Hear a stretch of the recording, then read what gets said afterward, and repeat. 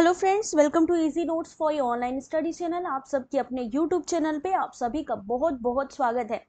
Friends, यहाँ पर आज हम लोग जो क्वेश्चन पेपर सॉल्व करने वाले हैं वो कब का है देख सकते हैं, 24 फरवरी 2023 शिफ्ट 2 का। यहाँ पर हम लोग लेटेस्ट क्वेश्चन पेपर सॉल्व कर रहे हैं।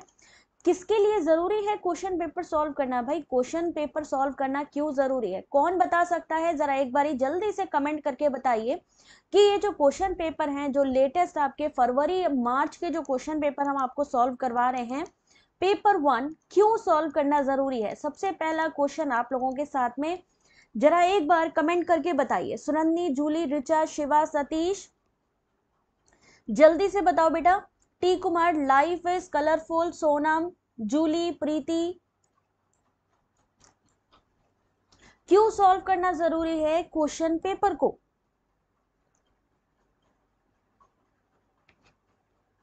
क्या फायदा है क्वेश्चन पेपर सॉल्व करने का? अपने अपने व्यूज एक बार ही जरा बताइए, क्यों जरूरी है। राधे राधे हरीश, जल्दी से बताइए क्यों सॉल्व करना जरूरी है एक क्वेश्चन पेपर को।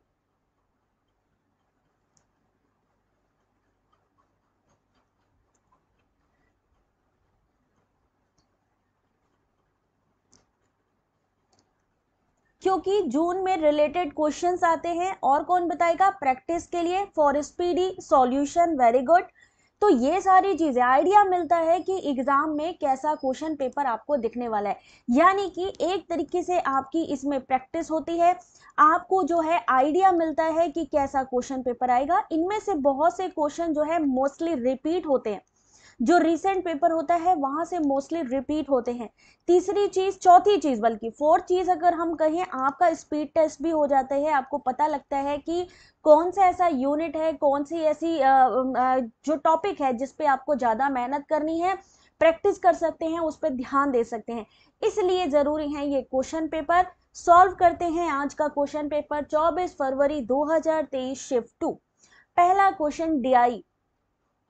भाई, स्टार्टिंग में ही आपके क्या दे दिया जाता है? डीआई का क्वेश्चन, यानी कि डेटा इंटरप्रिटेशन।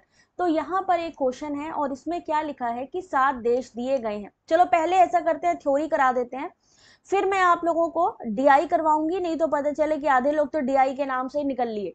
क्वेश्चन नंबर 6 पहले वाला सॉल्व करिए जरा। Good evening Charu, Parul, answer करो जरा। मान लीजिए पहले लैंग्वेज समझने के लिए, वेरी गुड जयश्री। सतीश, आपने मेंबरशिप ली थी क्या? किसने? सतीश ने लिया है? जरा एक बारी हैंड अप करो, जरा हैंड राइज करो सतीश।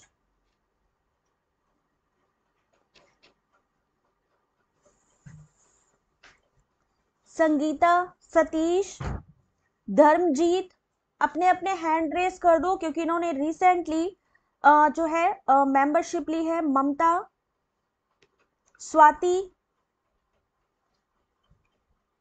क्वेश्चन नंबर 6 आप लोगों के सामने है और इस क्वेश्चन में क्या पूछा गया है उसको देखिएगा।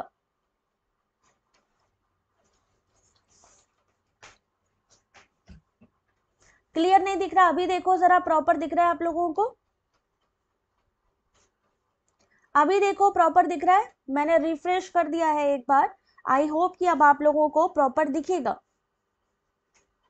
अभी दिख रहा है प्रॉपर? एक बार थम्स अप कर दो जरा, तो फिर हम आगे बढ़े।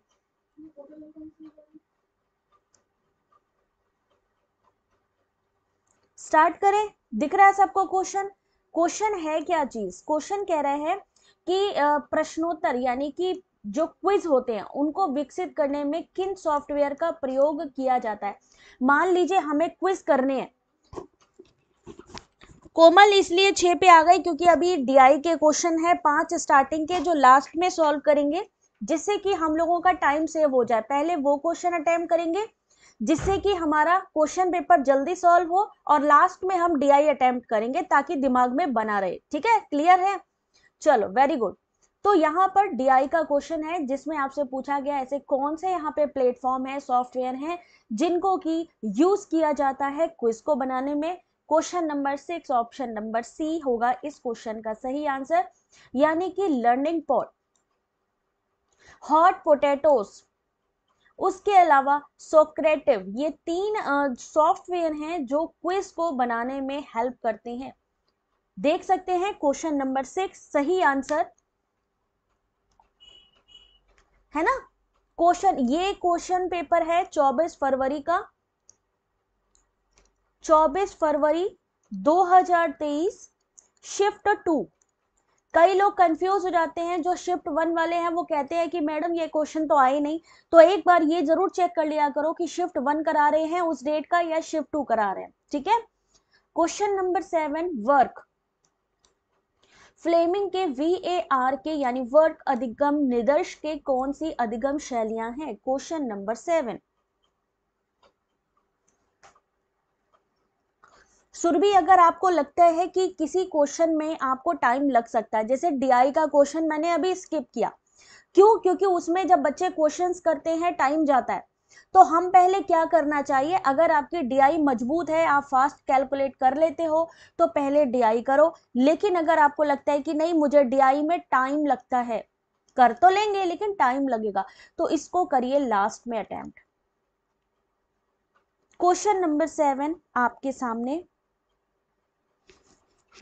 वर्क अधिगम निदर्श की कौन सी अधिगम शैलियां हैं? Question number 7। हाँ, 11 मार्च का भी मैं करवाती हूँ बेटा, 11 मार्च का जूली मैंने शायद करवा दिया, 1 मिनट मुझे चेक करके बताने जरा। चलो आंसर देखो, क्वेश्चन नंबर 7 ऑप्शन नंबर इस क्वेश्चन का जो है वो है बी,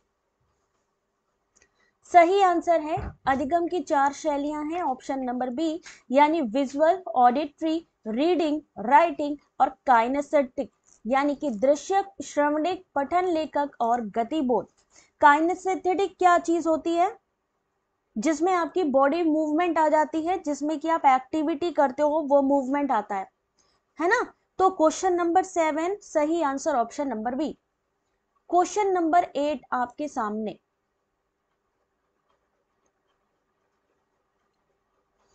क्वेश्चन नंबर 8 आपके सामने देखिए, मैंने कौन से क्वेश्चन सॉल्व करवा दिया है, 23 फरवरी का करा दिया है शिफ्ट 1। मैं एक बार आप लोगों को बता देती हूँ कौन कौन से करा दिए हैं, ठीक है। 22 फरवरी का करा दिया है मैंने, 5 मार्च का कराया है। आप लोग प्लेलिस्ट में चेक कर सकते हो, लाइव वीडियोस में देख सकते हो, ठीक है। 5 मार्च शिफ्ट 2 भी करा दिया है, शिफ्ट 1 भी करा दिया है। उसके अलावा 11 मार्च का क्वेश्चन पेपर भी मैं करवा चुकी हूं, आप लोग प्लीज प्लेलिस्ट में चेक करिएगा। 11 मार्च शिफ्ट 1। 9 जुलाई का पेपर कराया है, 9 जुलाई का, और 11 मार्च का मैंने करवाई दिया है, जैसा मैंने बताया आपको। 4 मार्च का क्वेश्चन पेपर कराया है अभी रिसेंटली, इसी महीने के अंदर अंदर। 1 मार्च का क्वेश्चन पेपर कराया है, आप लोग चेक कर लेना, क्योंकि कंफ्यूजन हो जाती है कि पता नहीं मैम ने कराया है कि नहीं। 28 फरवरी का कराया है मैंने,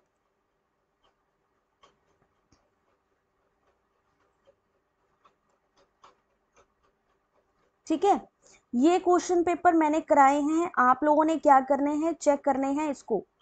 और 1 मिनट में देख लूं और कोई बचा तो नहीं है।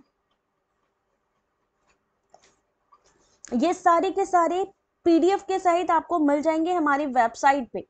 ये क्वेश्चंस मैंने क्वेश्चन पेपर सॉल्व करवाए हुए हैं आप लोगों को। और किसी को याद है और कौन से जो है 28 फरवरी कराया है मैंने? हाँ ठीक है, 1 मार्च का भी करा दिया है। ये आपके सामने है जो क्वेश्चन पेपर मैंने सॉल्व कराए हैं, ठीक है। तो आपने क्या करना है, प्लेलिस्ट पे या फिर वीडियो सेक्शन पे जाके आप लोग इसको देख सकते हो। चलो अगला क्वेश्चन आपके सामने है कि एक राहुल है, वो त्रिकोणमिति से संबंधित यानी ट्रिग्नोमेट्री से संबंधित गणित की कुछ समस्याओं के समाधान का प्रयास कर रहा था। उसने बहुत बार प्रयास किया लेकिन विफल रहा। उसके शिक्षक ने उसकी सहायता की, जिसने उसका सही उपागम के अनुसरण करने का मार्ग प्रशस्त किया और वह इन समस्याओं के समाधान में सफल रहा। तो ये किसका उदाहरण है? जोन ऑफ प्रॉक्सिमल डेवलपमेंट क्या कहता है कि पहले मैं नहीं कर सकता, फिर किसी की मदद से करना, और जब आपने किसी की मदद लेके की तो आप डेफिनेटली कर लेते हो। तो जोन ऑफ आपका प्रॉक्सिमल डेवलपमेंट, समीपस्थ विकास का क्षेत्र, शैक्षिक मनोविज्ञान में एक अवधारणा है। यह एक शिक्षक के द्वारा विद्यार्थी की मदद करने का प्रयास करता है। अब या तो वो टीचर हो सकता है जो आपकी हेल्प कर रहा है, या आपका पीयर हो सकता है, कोई आपका सहपाठी हो सकता है जो आपको हेल्प करता है, और जिनकी हेल्प के थ्रू आप अपना काम कंप्लीट कर लेते हो।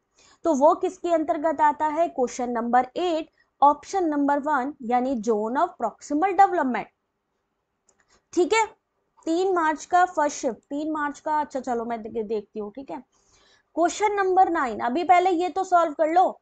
क्वेश्चन नंबर 9, गैर तकनीकी और गैर तकनीकी निदर्श के अंतर्गत कौन से पाठ्यचर्या विकास निदर्श आते हैं? ये क्वेश्चन वेरी वेरी इंपॉर्टेंट है, क्योंकि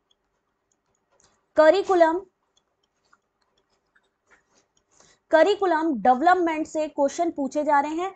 कौन से? एक साइंटिफिक कौन कौन से मॉडल है, और नॉन साइंटिफिक कौन कौन से मॉडल है। यहां से क्वेश्चन 100% इस बार भी आएगा।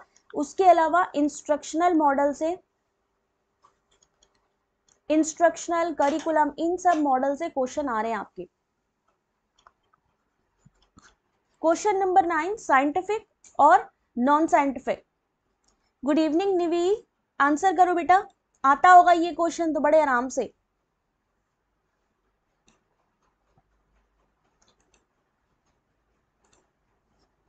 सही answer question number 9 option number B, यानी गैर तकनीकी में, गैर तकनीकी नॉन टेक्निकल में क्या आता है?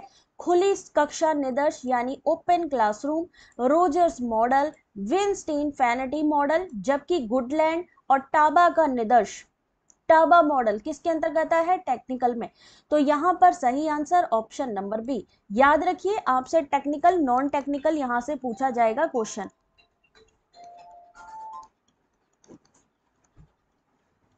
टेक्निकल नॉन टेक्निकल, ठीक है।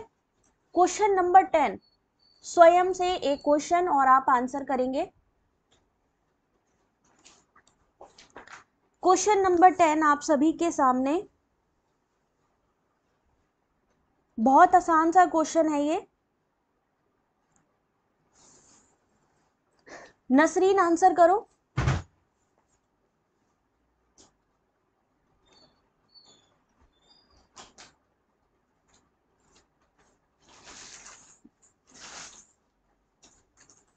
क्या लिखा है स्वयं के बारे में?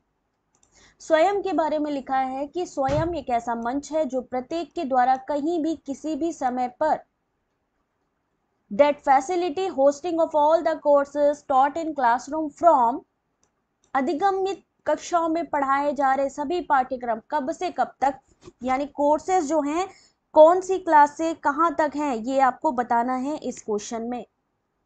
मतलब जो कोर्सेज प्रोवाइड किए जा रहे हैं वो कहां पे प्रोवाइड, कौन सी क्लास से कहां तक कराए जा रहे हैं।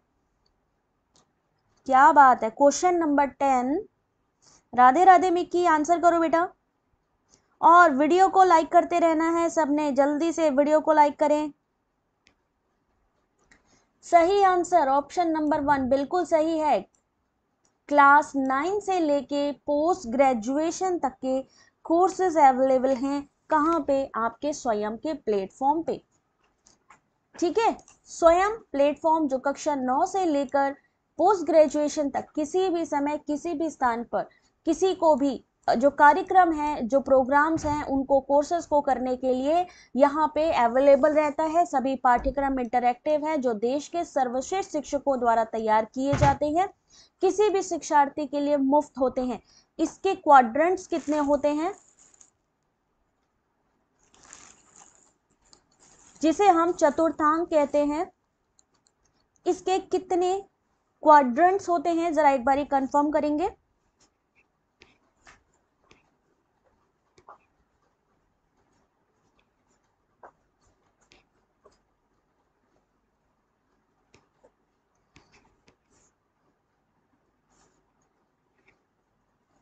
क्वाड्रेंट्स कितने हैं आपके स्वयं के?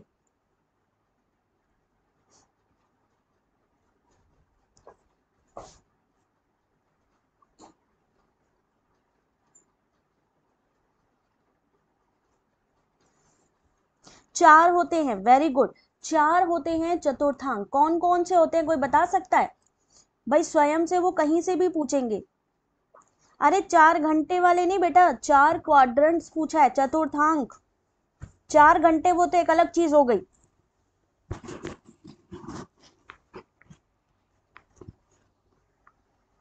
चार चतुर्थांक कौन से हैं? जैसे कि वहां पे आपको कंटेंट मिलेगा, आपको क्विज वगैरह मिलेगा, आपको क्या होगा, टीचर का असिस्टेंट मिलेगा, ये सारी चीजें आती हैं क्वाड्रेंट के अंतर्गत। चतुर्थांक पे आप लोग क्या करेंगे, टॉपिक बनाएंगे और नोट्स बना के मुझे दिखाएंगे। क्वेश्चन नंबर 11, निम्नलिखित में से मापन के किस स्केल में परम शून्य होता है? मिक्की अभी हो गया 5-7 मिनट हुआ, ज्यादा टाइम नहीं हुआ है क्लास को।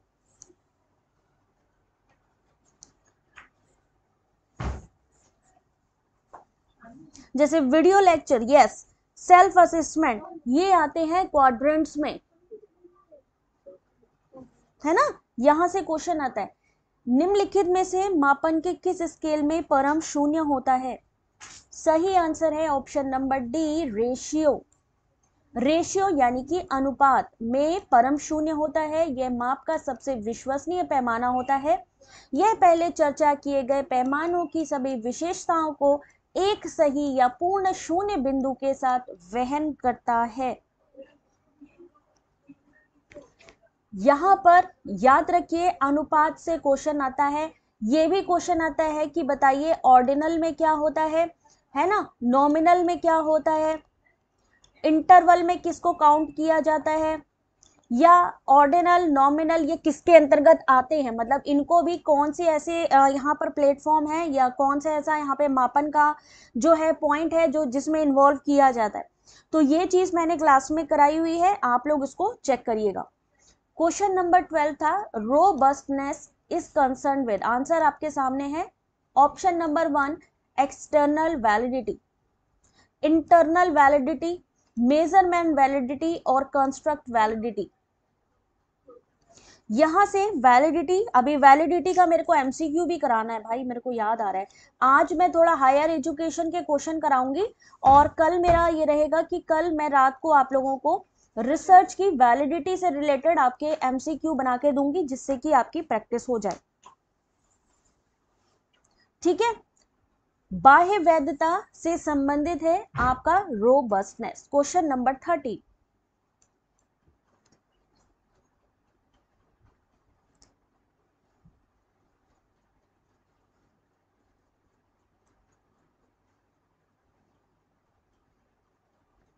उस प्रतिचयन यानी सैंपलिंग तकनीक को क्या कहते हैं जिसके प्रारंभ में प्रतिचयनित अनुक्रिया करने वाले या उत्तर देने वाले अनुसंधान में सहभागिता के लिए अपने सामाजिक नेटवर्क में से अन्य व्यक्तियों से संपर्क करते हैं और उनको भर्ती करते हैं?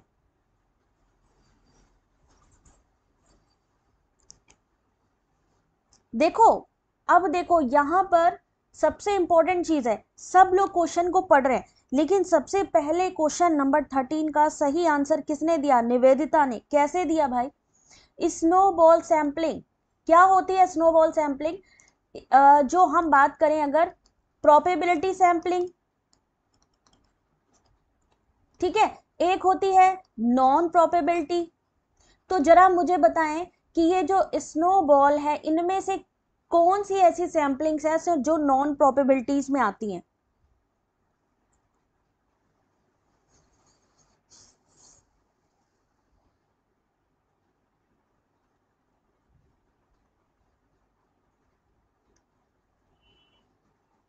इनमें से प्रीति जल्दी बोलो बेटा, कौन सी ऐसी सैंपलिंग्स हैं जो कि आपकी नॉन प्रोबेबिलिटी, असंभाव्यता में आती है? स्नोबॉल आती है, वेरी गुड, नॉन प्रोबेबिलिटीज में आती हैं, और कौन कौन सी है? आपकी कन्वेंस सैंपलिंग, आपकी स्नोबॉल सैंपलिंग, आपकी कोटा सैंपलिंग, क्या है? Non probabilities. जबकि सिस्टमैटिक किस में आती है? आपकी प्रोबेबिलिटीज में आती है। इन चीजों का ध्यान रखना है। स्नोबॉल सैंपलिंग का दूसरा नाम क्या है? स्नोबॉल सैंपलिंग का दूसरा नाम क्या है? दूसरा किस नाम से जानते हैं हम स्नोबॉल को? या एक एग्जाम्पल देके बता सकते हैं क्या स्नोबॉल का क्या मतलब हुआ? इन्होंने कहा कि प्रारंभ में ही आप क्या करते हैं, दूसरे लोगों को कांटेक्ट करते हैं, उनको सोशल नेटवर्क के थ्रू अपने जो काम में इन्वॉल्व करते हैं। नेटवर्किंग क्या चीज है ये? वेरी गुड चारू बेटा, सही जवाब दिया है 4 क्वाड्रेंट्स, वीडियो ट्यूटोरियल्स, ई कंटेंट, सेल्फ असेसमेंट और discussion forum for posting queries. Very good, chain network. हम इसको क्या कहते हैं? स्नोबॉल को चेन नेटवर्क कहते हैं। चेन या नेटवर्क है ना, जिसमें हम क्या करते हैं, दूसरे लोगों को कहते हैं, एक चेन बनाते हैं। मतलब अगर हमने कोई मेंबर बनाया है, उसके आगे फिर से एक मेंबर बना दिया, उसके आगे और मेंबर्स बना दिया, और उसके आधार पर हमने क्या किया? सैंपलिंग लेना स्टार्ट किया। क्वेश्चन नंबर 14, गैर संभावना, ये तो चीज मैंने बता ही दिया। 14 पे आइए सीधे। क्वेश्चन नंबर 14, एपीए शैली में लिखित शोध पत्र के निम्नलिखित घटकों को सही क्रम में व्यवस्थित कीजिए।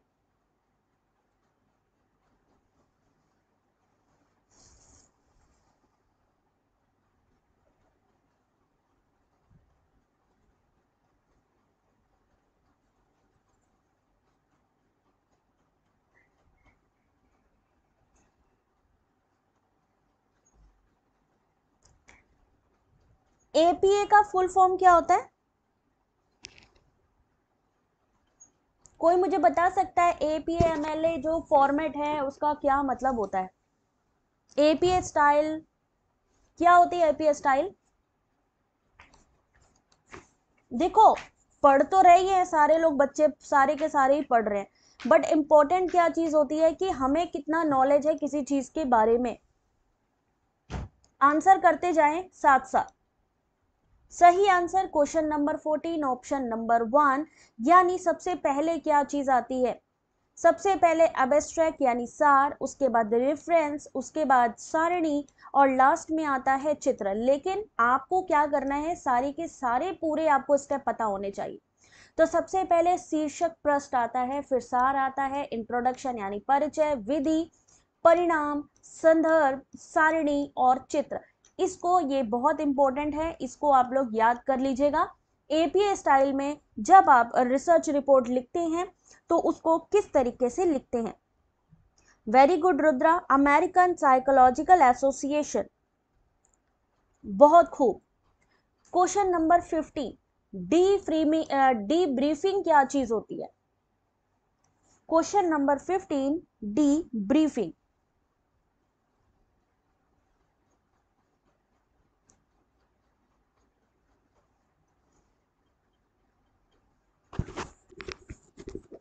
शोध अध्ययन के प्रारंभ में सहभागियों की जानकारी डीब्रीफिंग प्राप्त की जा सकती है। और दूसरा है कि शोध के सहभागियों को अध्ययन के कुछ पहलू के बारे में गलत जानकारी प्रदान करने का प्रचलन डिसेप्शन कहलाता है।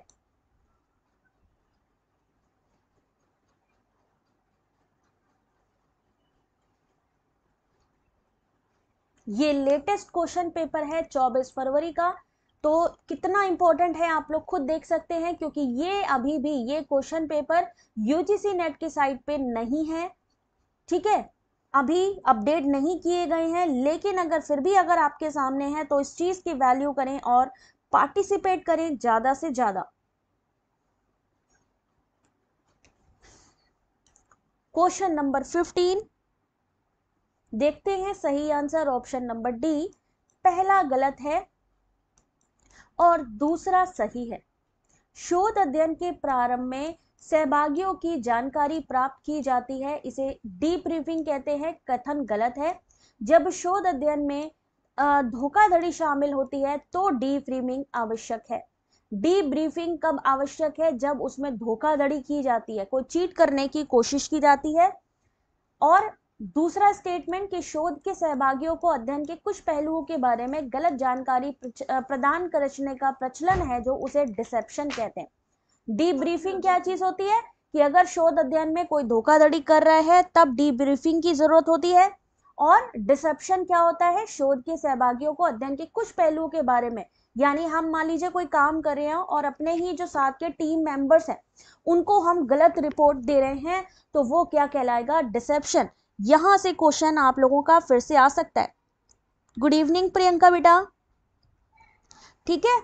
अगला, modern language association, MLA, very good Deepshikha.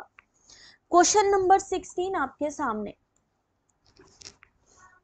Solve करते जाएं सब लोग। क्वेश्चन नंबर नेक्स्ट आपके सामने है स्क्रीन पे, आंसर करिए सब लोग।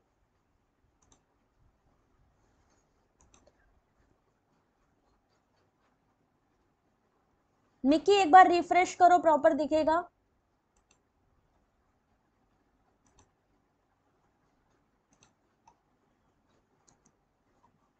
रीनू रिफ्रेश करो एक बारी, क्योंकि थोड़ा सा मौसम सब जगह खराब चल रहा है यहाँ पे, इस वजह से हो सकता है थोड़ा सा आप लोगों को विजन में प्रॉब्लम हो।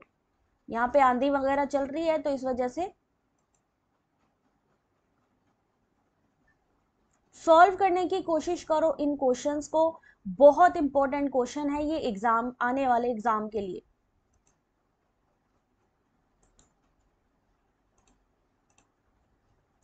चलिए, question number 16 option number B बिल्कुल सही है। संप्रेषण का रेखीय मॉडल का वर्णन किस रूप में किया जाता है, तो सही आंसर है सत्तावादी। जैसा कि आप लोगों को कई बार मैंने एक्सप्लेन भी किया है, जो ये नेता लोग होते हैं, है ना, वो लोग इस चीज का, इस लीनियर मॉडल का सबसे ज्यादा इस्तेमाल करते हैं। संचार का रेखिक यानी वन लीनियर मॉडल एक तरफा प्रक्रिया की परिकल्पना करता है, जिसमें एक पक्ष प्रेषक होता है, संदेश इनकोडिंग और ट्रांसमिट किया जाता है, दूसरा पक्ष प्राप्तकर्ता और प्राप्त सूचना को डिकोड करता है। क्या आप बता सकते हैं ये मॉडल किसके द्वारा दिया गया था, इसके जो प्रस्तावक थे वो कौन थे? वन लीनियर मॉडल किसके द्वारा दिया गया?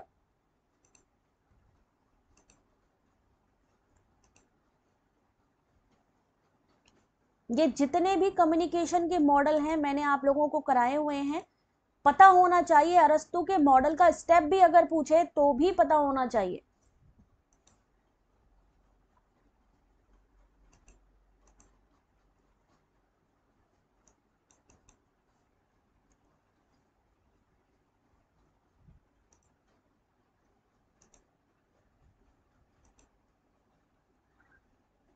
मास कम्युनिकेशन में ज्यादा यूज होता है, बिल्कुल सही बात है।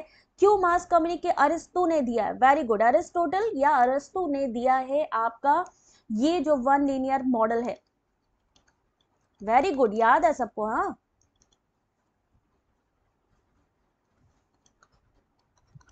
अरस्तु के द्वारा दिया गया है। कभी कभी इसके स्टेप भी पूछे जाते हैं, इसलिए इनको बहुत अच्छे से याद कर लेना।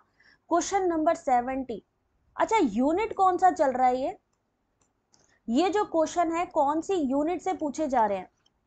क्वेश्चन नंबर 17 कौन सी यूनिट से पूछा जा रहा क्वेश्चन है ये?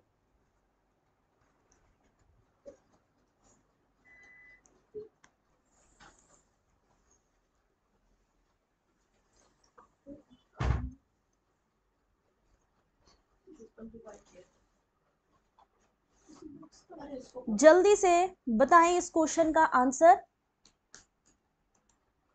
संकेतों के व्यावहारिक प्रयोग और क्या है, दैनंदिन जीवन पर उसके प्रभाव का अध्ययन किया जाता है। Studying the practical use of sine and there impact on everyday life is called.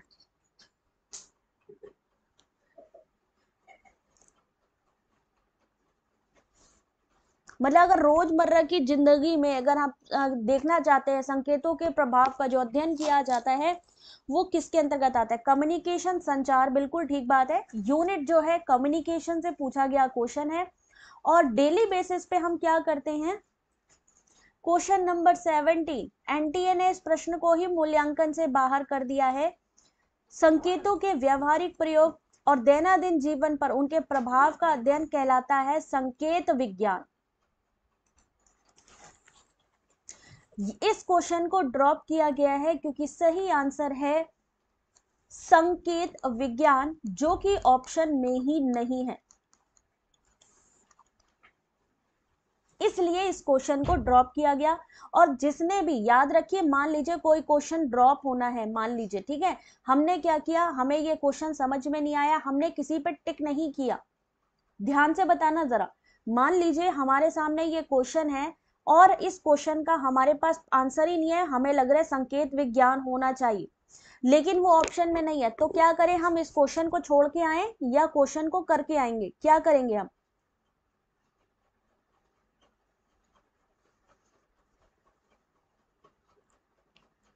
छोड़ के आ जाएंगे इस क्वेश्चन को। सिग्नल साइंस छोड़ के आ जाएंगे, अगर मान लीजिए वो ऑप्शन नहीं मिल रहे हैं क्वेश्चन में, या हमें लग रहा है क्वेश्चन गलत है, तो हम क्या करेंगे ऐसा टाइम में?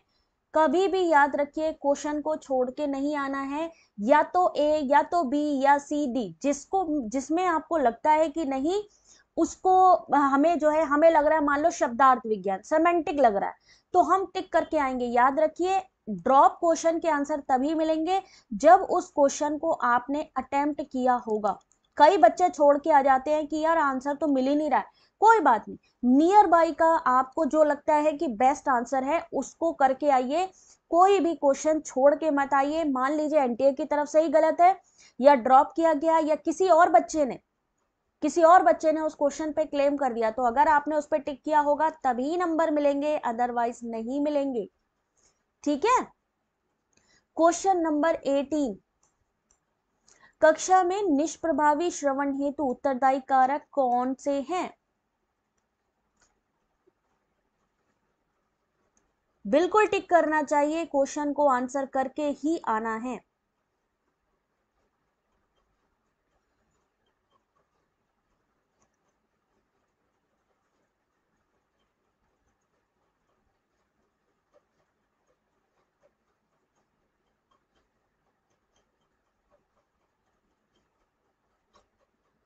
जिसने भी मेंबरशिप यूपीआई आईडी के थ्रू लिया है, ठीक है, वो जरूर मुझे बता दे, अगर उसके नाम में कलर ना आए, ठीक है, अगर कहीं पर भी उसको लगता है कि मेरा, हमने पेमेंट किया है लेकिन हमारा टिक नहीं बन के आ रहा है, या ब्लू रंग नहीं बन के आ रहा है, या ग्रीन रंग, तो एक बारी मुझे कंफर्म जरूर कर दे चैट पे कि भाई ऐसा है कि मैंने किया है लेकिन मेंबरशिप अभी तक अपडेट नहीं हुई है, बता देना मुझे। Question number 18, what factors are responsible for ineffective listening in a classroom?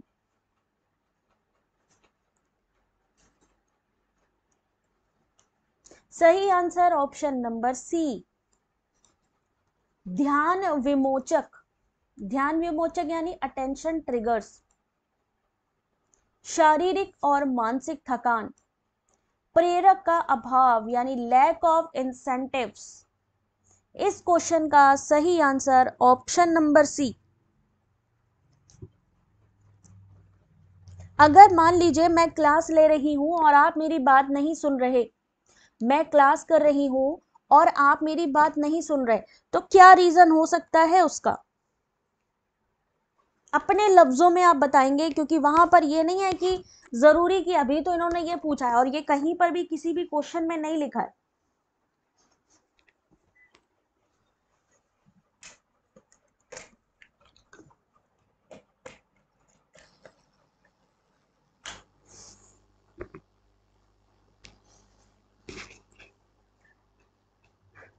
मान लीजिए हम क्लास ले रहे हैं, आप लोगों को नहीं सुनाई दे रहा है, तो क्या होगा? आप नहीं सुन रहे हैं, निष्प्रभावी श्रवण हेतु आप एक्टिव ही नहीं है, तो क्या होगा? या तो आपका मन नहीं लग रहा है, EADE संदेश का संदर्भ निर्धारण नहीं, ई नहीं होगा बेटा। अपर्याप्त तैयारी, अगर आपको कोई चीज सुननी है तो उसके लिए आपको कौन सी तैयारी करनी है बेटा? समझ में ना आना, उसके लिए देखिए, अगर आप क्लास में गए हो तो उसके लिए आपको क्या पता कि सामने क्या पढ़ाया जाना है या क्या चीज आपसे बात हो रही है। ये तो सामने वाला जो आपका श्रोता है, जो स्पीकर है, मेन तैयारी तो उसकी होती है, जो सुन रहा है उसकी इतनी तैयारी नहीं होती है, वो तो देख रहा है कि हाँ भाई, वो तो जजमेंट तब करेगा जब आप पूरी बात कह लोगे। लेकिन अगर आप मेरी बात नहीं सुन रहे हैं, स्पीकर की अगर आप बात नहीं सुन रहे, यहाँ ये नहीं बोला गया है कि जो सामने वाला है, जो लर्नर है, उसकी बात आप करिए, है ना। तो क्या होगा, अगर स्पीकर की बात प्रभावी नहीं है, अगर आप मेरी बात पे ध्यान नहीं दे रहे, इसका मतलब है या तो आपका वहां पे ध्यान नहीं है उस टॉपिक पे, या तो आप थके हुए हैं, शारीरिक या मानसिक थकान है, और या फिर आपके अंदर मोटिवेशन की कमी है। ठीक है। हाँ सुधीर, बहुत दिनों से स्टार, बिल्कुल बिल्कुल, और तुम्हारा येलो स्टार इसीलिए है क्योंकि तुमने बहुत सपोर्ट किया है। सुधीर ने कंटिन्यू मेंबर बना हुआ है काफी टाइम से, मेरे ख्याल से 7 मंथ हो गए ना, मेरे ख्याल से 7 मंथ से सुधीर जो है, इसीलिए जो उसका स्टार है, गोल्ड स्टार बन चुका है सुधीर। ठीक है। चलो अगला क्वेश्चन, क्वेश्चन नंबर 19, जनसंचार के यांत्रिक मॉडल के अभिलक्षण निम्नांकित में से कौन से हैं? Mechanical model of mass communication is characterised by, शोर भी ज्यादा हो सकता है, बिल्कुल सही। तो वहां पे जरूरी नहीं है कि वो यही ऑप्शन देंगे, वो लोग नॉर्मल जो हमारे डेली बेसिस पे जो चीजें होती है ना, उनको पूछ रहे हैं वो लोग। जनसंचार का मैकेनिकल मॉडल में क्या होता है?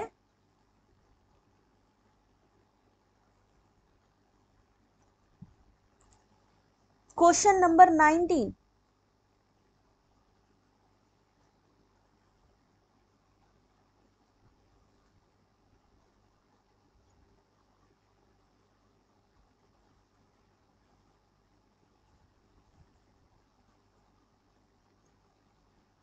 चलिए, क्वेश्चन नंबर 19 सही आंसर देखिए ऑप्शन नंबर बी, यानी कि बी, सी और डी।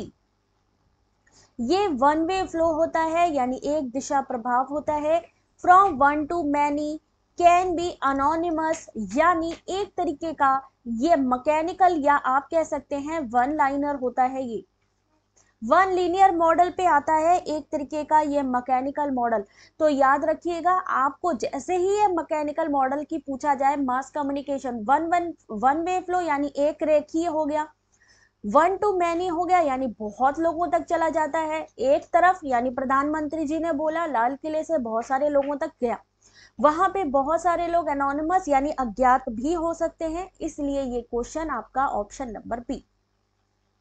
क्वेश्चन नंबर 20, जनसंचार के आरंभिक दिनों में विषय वस्तु निर्माताओं ने समाज में महत्वपूर्ण भूमिका निभाई। और स्टेटमेंट नंबर 2, उन्होंने ग्राहकों को व्याख्यात करने के लिए वृत्तांत लेखन के द्वारा वास्तविकता को प्रस्तुत किया है और उसे परिभाषित किया है।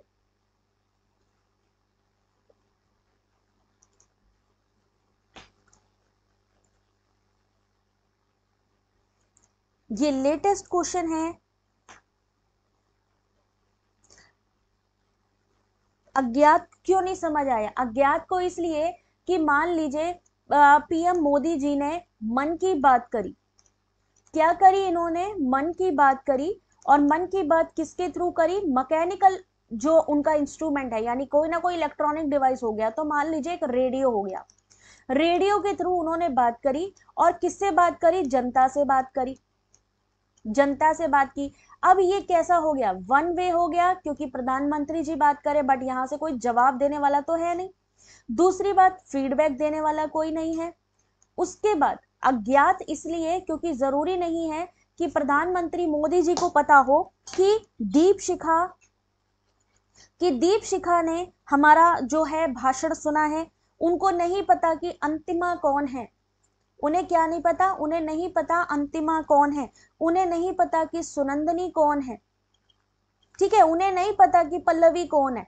उन्होंने क्या किया? सीधा भाषण देना शुरू किया। तो जब वो जानते ही नहीं है, लेकिन उन्होंने अपना मैसेज आप तक पहुंचा दिया, तो ये क्या हो गया? अज्ञात तक ही पहुंचाया गया ना बेटा ये। ठीक है, ओके नसरीन, आराम से पढ़ना बेटा। 100 कंप्लीट कर चुके हैं जो है प्रधानमंत्री मोदी जी मन की बात। ठीक है नसरीन, बाद में देख लेना बेटा। तो क्वेश्चन नंबर 20 सही आंसर है ऑप्शन नंबर 1, यानी कि दोनों सही। जनसंचार के आरंभिक दिनों में विषय वस्तु निर्माताओं ने समाज में महत्वपूर्ण भूमिका निभाई है। उन्होंने आग्राहकों को व्याख्यात करने के लिए वृत्तांत लेखन के द्वारा वास्तविकता को प्रस्तुत किया और उसे परिभाषित किया।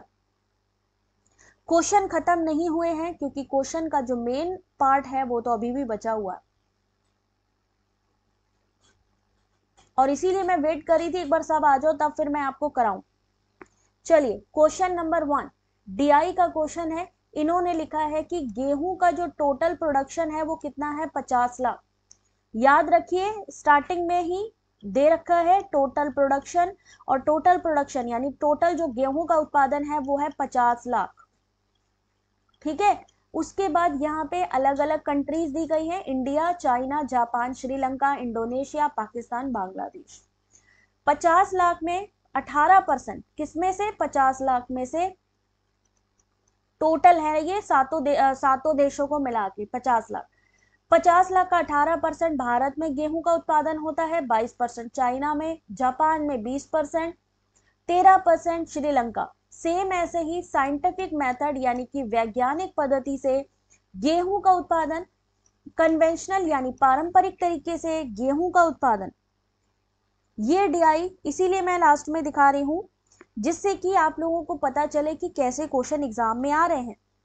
डर लगता है इससे, थोड़ा सा क्लोजअप दिखा देती हूँ, उसको चेहरा देख लो इसका।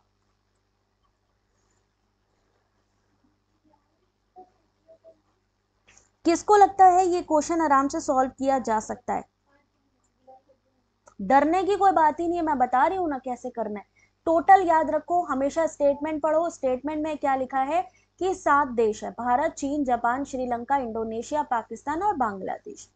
उनका जो उत्पादन है गेहूं का वो परसेंटेज में दिया है, ये देखिए परसेंटेज में दिया हुआ है 18, 22, 20%। ठीक है, इन्होंने कहा देशों को यानी जितने भी 7 देश हैं उनमें टोटल जो गेहूं की पैदावार है वो 50 लाख है। ठीक है, इस तालिका के आंकड़ों के आधार पर प्रश्नों को सॉल्व करना है। ये साइंटिफिक मेथड है, ये कन्वेंशनल मेथड है, और ये 50 लाख का टोटल है। अब क्वेश्चन के देखिए, इंडोनेशिया कहाँ है, ये रहा।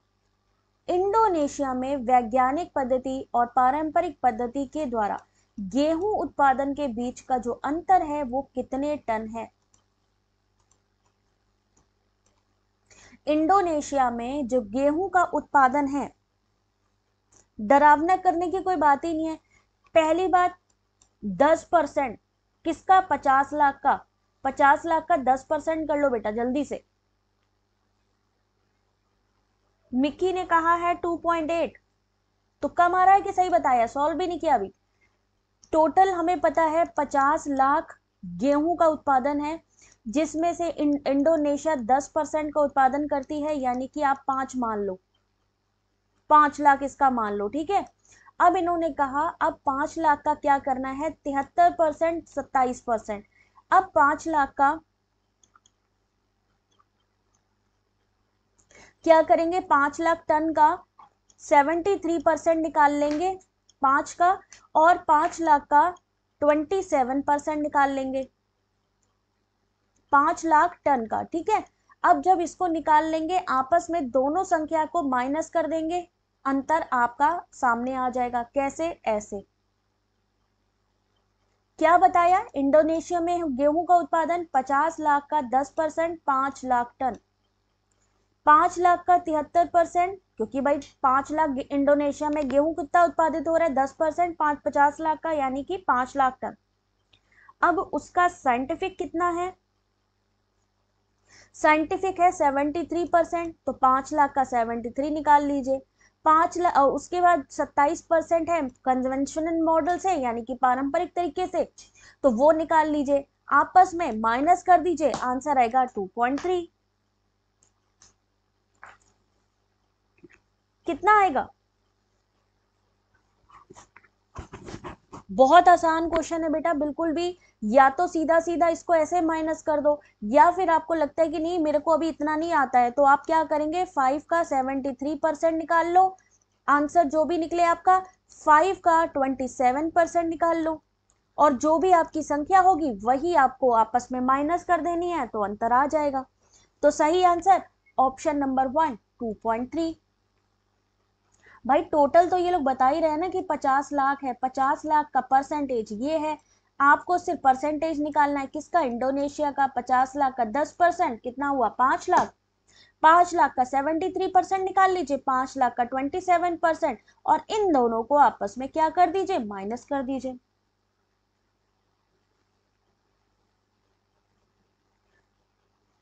अर्चना बेटा ये पेपर है आपका 24 फरवरी शिफ्ट 2 का। अगला क्वेश्चन देखिए, सभी 7 देशों का वैज्ञानिक पद्धति से गेहूं उत्पादन का लगभग औसत कितना है? सभी 7 देश, यानी अब देखिए कैलकुलेशन का लेवल, सभी 7 देशों का निकालना है आपको लगभग औसत वैज्ञानिक पद्धति से, यानी कि 32%। काम बढ़ा दिया एनटीए ने इस क्वेश्चन में। इसीलिए कह रहे हैं कि अगर टफ लगे कि इसमें टाइम जाएगा, तो लास्ट में क्या करेंगे? अब पहले हम 50 का 18% निकाल लो, जो भी इसका आंसर आए उसका 32% निकाल लो। सेम ऐसे ही 50 का चाइना पे कितना है? 22%, 22% निकाल लो, जो भी इसका आंसर हो उसका 70% निकाल लो। ऐसे ही निकालते जाओ, फटाफट निकालोगे, लेकिन निकालने के लिए ये तभी कर पाओगे। सुनंदनी कुछ कह नहीं सकते बेटा, एप्लीकेशन डेट को बढ़ाते हैं या नहीं बढ़ाते हैं अभी 1-2 दिन में कंफर्म हो जाएगा, इससे टाइम निकल जाएगा। यही मैं कह रही हूँ कि जब भी आपको लगे कि यार क्वेश्चन, अब देखो इसमें क्या करना है, इतना लंबा प्रोसेस। ये देखिए अब इसमें क्या किया है, 50 लाख है कॉमन सबके लिए। क्या किया? सीधी सी चीज ये की कि 18 इंटू 32%, 22 जो है इंटू 7%। देखो 18 इंटू 32, 22 इंटू 70, 20 इंटू 17, 30 इंटू 60। यहाँ पर आपस में मल्टीप्लाई करा जा रहा है, ठीक है ना? तो मल्टीप्लाई करके इनका कॉमन सा आपने प्लस कर लेना है, और 29.7 लाख, और उसका 7 देशों के लिए औसत निकालना है। तो ये एक बार मैं जूम करके दिखा रही हूँ, समझो जरा। यानी कि आपने टोटल जो है, मान लीजिए पहला देश है भारत, भारत में 50 लाख का 18% है, तो हमने 50 लाख का यहाँ पर एक लिख लिया है 50 अपॉन कितना लिख लिया? टोटल लिख लिया। अब 18 इंटू 32 प्लस जोड़ते जाएंगे सबको, या तो इस तरीके से करके देखो गुड़िया। ये सारे के सारे पीडीएफ सब के सब मैं अपडेट करती हूँ वेबसाइट से, बस कुछ नहीं करना है, जाना है और जा करके पीडीएफ को डाउनलोड करना है। और ना सिर्फ अभी का क्वेश्चन पेपर, लास्ट ईयर का भी कर लो।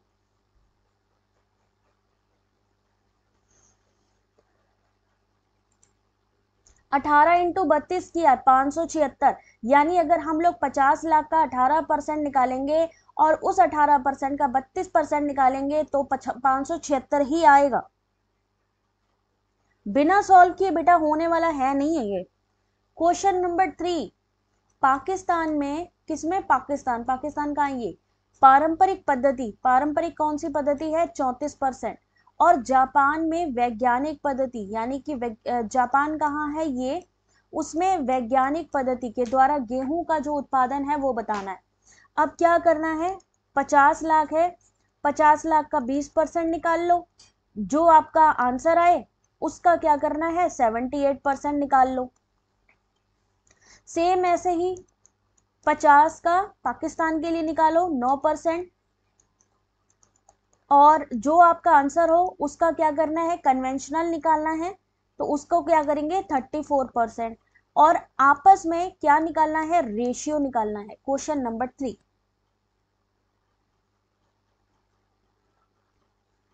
तरीका मैं बता रही हूं, लेकिन बिना सॉल्यूशन करे, जब तक खुद से प्रैक्टिस नहीं करोगे तब तक निकालना बहुत मुश्किल हो रखा है।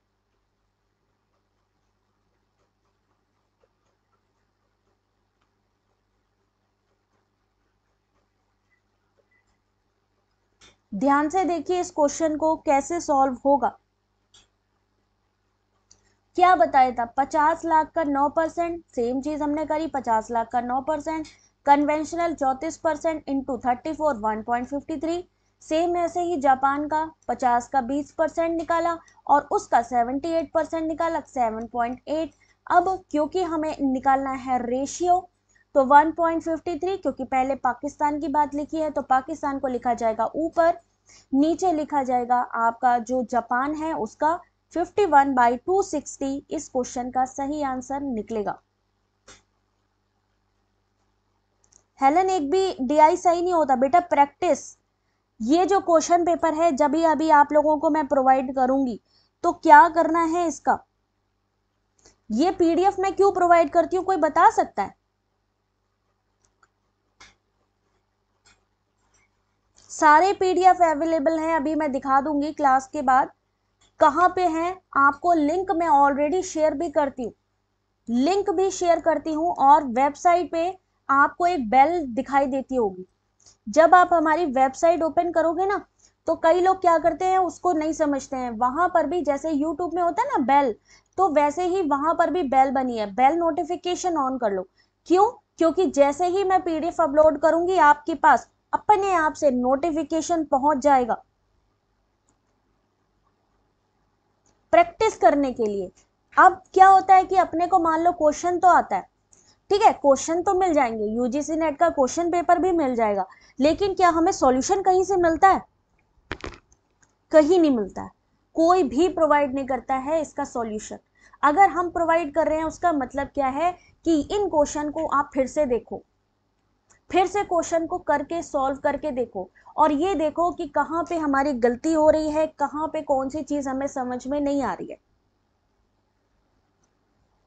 ठीक है, जो चीज समझ में नहीं आ रही है व्हाट्सएप का भी मैंने यहाँ पर लिंक दिया हुआ है, आप लोग उस पर जाकर के जो है क्वेश्चन डाल सकते हो, टेलीग्राम पर डाल सकते हो, है ना।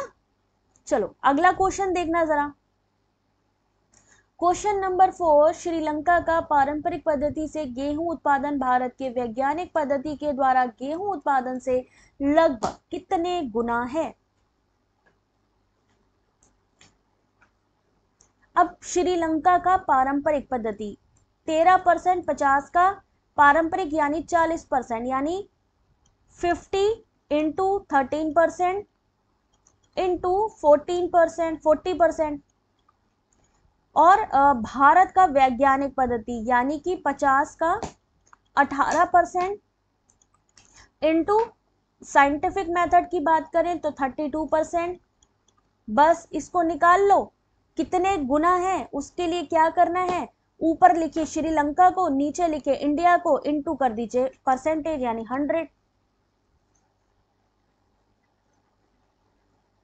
है ना। तो कोई चीज आपको प्रोवाइड करी जाती है, कोई चीज समझाई जा रही है, आप कहीं पर भी कोई भी क्लास लोगे, बड़े से बड़े इंस्टीट्यूट वाले को कोई फर्क नहीं पड़ता, आपको समझ में आ रहा है नहीं आ रहा है ना, कोई नहीं, कोई मतलब नहीं है। बट यहाँ पे हम क्या करते हैं, आपको पीडीएफ एक्सप्लेनेशन के साथ दे रहे हैं, समझा रहे हैं कि क्वेश्चन को बेटा ऐसे सॉल्व करना है। अब तरीका मैंने बताया, लेकिन करना किसको है, कौन करेगा इसको? नई स्टूडेंट बॉय, थोड़ा एक्चुअली आज जो है वेदर ठीक नहीं था, तो मैंने कहा चलो जिस टाइम पर क्लास ले सकते हो उस टाइम पर ले लें, है ना। और एग्जाम टाइम तक ऐसा ही होगा, तो टेलीग्राम सब लोग ज्वाइन रखो, क्योंकि मैं कभी भी क्लास ले सकती हूँ। क्या कहा था, 50 का 13%, उसका 40% 2.6, सेम चीज बताई थी 50 का 18% इंटू 32% निकला 2.8, श्रीलंका को लिखा हमने ऊपर 2.6, नीचे लिखा इंडिया, आपस में 0.9 गुना, आंसर हो गया ऑप्शन नंबर डी यानी 1.2।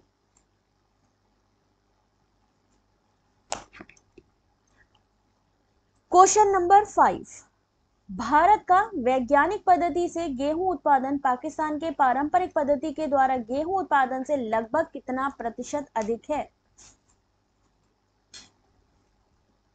भारत का वैज्ञानिक पद्धति यानी 50 का 18, 32%, सेम ऐसे ही पाकिस्तान का निकाल लो, पाकिस्तान का है 50 का 9%, पारंपरिक पद्धति की बात करी गई है ना, इंटू पारंपरिक का मतलब हो गया 34%, निकाल लो। और ये सॉल्यूशन तो तभी निकलेगा जब आप लोग खुद से प्रैक्टिस करोगे, तभी स्पीड बढ़ेगी। बिल्कुल कृष्णा, ठीक है, बात समझ में आ रही है। तो ये जो चीजें हैं इसको प्रैक्टिस करो। डीआई का क्वेश्चन अगर एक्सप्लेनेशन के साथ है तो ये आपके लिए क्या चीज है मालूम है, सोने पे सुहागा, कि आपको ना सिर्फ क्वेश्चन दिख रहा है, आपको पीडीएफ भी मिल रही है, आपको क्वेश्चन को समझाया जा रहा है। बस करना हमें क्या है, अपने हाथों को हिलाना पड़ेगा। जब तक हम अपने हाथों को हिला करके क्वेश्चन को सॉल्व करना नहीं शुरू करेंगे, भाई हमने क्या बताया, 50 का 18, भाई 18 लिख दिया, 32%, क्योंकि वैज्ञानिक पद्धति सेम चीज यहां पर करी गई है। 50 का 18%, 32%, कितना निकला 2.8। पाकिस्तान का 9% है, 50 का 9% निकाल लिया, और पारंपरिक पद्धति यहाँ पे है 34%, निकाल लिया 1.53। अब कितना प्रतिशत अधिक है, जब परसेंटेज अधिक है या कम है तो उसके लिए क्या करेंगे, इन दोनों को आपस में माइनस करेंगे, यानी डिफरेंस देखेंगे। उस डिफरेंस को लिख देंगे ऊपर 1.35 इंटू 100, क्योंकि परसेंटेज निकालना है। किससे निकालना है, आपको पाकिस्तान से निकालना है। पाकिस्तान के पारंपरिक पद्धति के द्वारा गेहूं उत्पादन से कितना अधिक है भारत का, तो क्या करेंगे, पाकिस्तान को नीचे लिखा 88.24%, ऑप्शन नंबर 1।